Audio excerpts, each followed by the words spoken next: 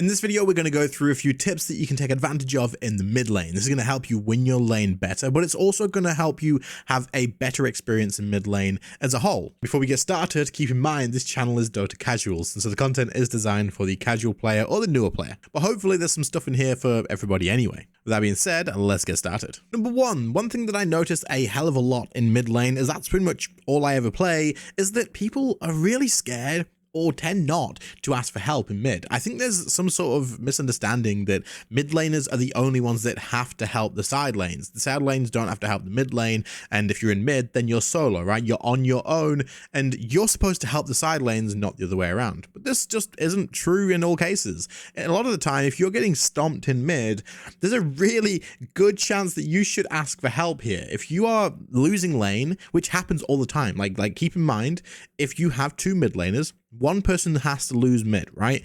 And even the pros, if they're going against other players, are going to lose mid sometimes. So even if you're really good at mid, you're still going to lose lane. Keep that in mind. Don't feel bad for admitting that, hey, I lost this lane, I'm going to need a hand.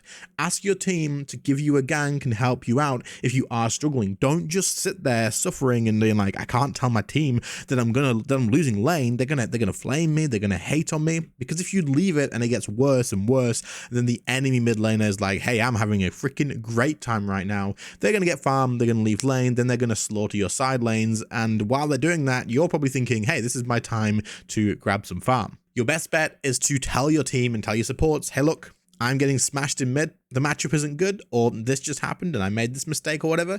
Can I get a hand if you get a second? And if not, it's okay. I'll just suffer and I'll play from behind, but just keep that in mind. Communication is a huge point of actually winning this game. And if you ask your supports for a gank, if they don't help you because they're struggling as well, then, you know, maybe you can figure out something else. Maybe they say, right, well, you come down here, teleport down here, we'll get a kill, and then I'll rotate back to mid with you, or something like that. But if you are getting stomped in mid and you just ignore it, it's not going to end well. Now, don't get me wrong. Sometimes when you do admit that, yes, I lost lane, your team's going to flame you. But that's when you either say, listen, people lose mid, and it is what it is. Are you going to help me or not? And if they flame you more, then you just mute them, report them, and move on. And then guess where you are? You're in the exact same position as you were before, man. You are still struggling in mid against that person that's kicking your ass. So communicate with your team if you are losing lane. Ask for someone to help you out in any way. Ask for a gank to shut down the enemy mid laner, and then that frees you up a little bit as well and clears a little bit of space. And then you can help out the side lane as well. Most people will understand this. Don't get me wrong. Most players, most support players will get this. They'll understand.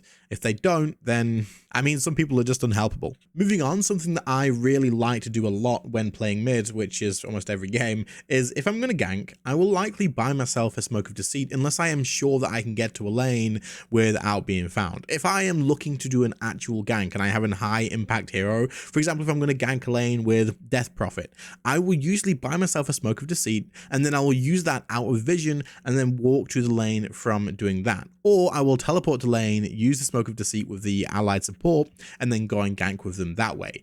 If you are someone who, you know, if you can get close enough, you are going to guarantee a kill, spending that little bit of gold to get yourself a smoke, to get there successfully without scaring them off, is absolutely worth it. You may be able to just teleport from behind the tower and just get into actual range and engage that way and hide through the trees. But if you are going to have to run through the river, if you are going to have to try and get behind them or teleport to the lane and then go behind them, using a smoke that early on is actually super useful and very helpful. So don't be afraid to buy it yourself. You don't have to have a support do this. You can buy it yourself, fly it out, use it on your courier or whatever. And then as soon as the chance opens up, you can push your lane out or whatever. And then as soon as that chance is there, you use your smoke, you wander up the river, and then you enter the actual lane without being seen and get an easy kill, or maybe even two because they weren't aware. Now, sometimes you may even buy a smoke and just hold on to it in your inventory, and you may be thinking, well, this is kind of just gone to waste now. But you have to keep in mind as well, the fact that you have the smoke, any other decent mid player is going to be checking your items all the time. They're going to be clicking on you and finding out what you've got. If they see the courier fly towards you, they are absolutely, or they should, I would hope, click on you and see what got delivered. And they're going to see that smoke in your inventory. If you don't use it straight away, if you don't plan on using it immediately and you plan on holding it for an opportunity, them knowing you've got that is actually kind of beneficial to you as well in some situations. Obviously, if you plan on using it straight away, you want to use that in the back and you don't want them to know you've got it. But if you don't and you want to just hold it, them knowing you've got that, every time you're missing, they're going to be freaking out going, guys, mid's missing, they had a smoke. Mid's missing, they had a smoke. What does that do? That makes the allies on their team, so your enemies in the other lanes, actually be a little bit worried. Like, oh crap, mid's smoking towards us, guys, you got to hide. The wards don't matter. And they're staying back, waiting for you to show again, even though they've got wards up. So don't be afraid to buy your own smokes, especially if you're planning on ganking and you have a high impact hero. It is definitely worth it. So, quick interruption. One, if you haven't clicked the sub button, please do. It helps an absolute ton, and I can't wait to get this channel growing up a bit so I can get live streaming and making some more unique content. But there's still over 86% of you guys that haven't clicked the sub button that watch the video.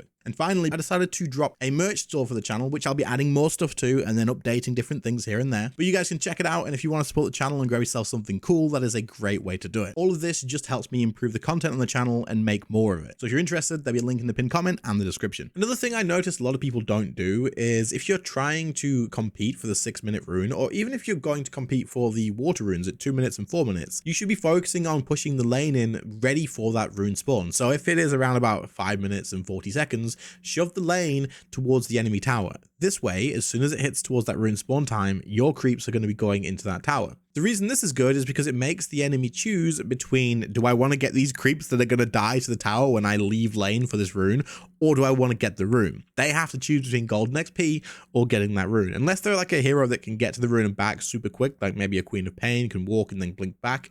If you are shoving creeps on the tower, you are going to be able to make them pick between XP gold or the rune in the lane. And in some situations, if you do this and there's the water rune spawns, you might even be able to pick up both of the water runes if they're too busy with the creeps. Now, this also applies to people that you cannot compete runes with. Sometimes there's heroes that if you go to the rune, you're just going to die. Like, there's no way you're going to compete. Or maybe your health is a little bit too low and you just don't want to risk it. Well, in this situation, again, just shove the lane. Shove all your creeps directly into their tower, and then when they go to pick up that rune, then they're going to lose that XP. You can take advantage of this. You make them pick. You make them pick between taking golden XP or the rune. And if they do take that, then you kind of benefit in some way because they're missing out on like a little bit of levels now.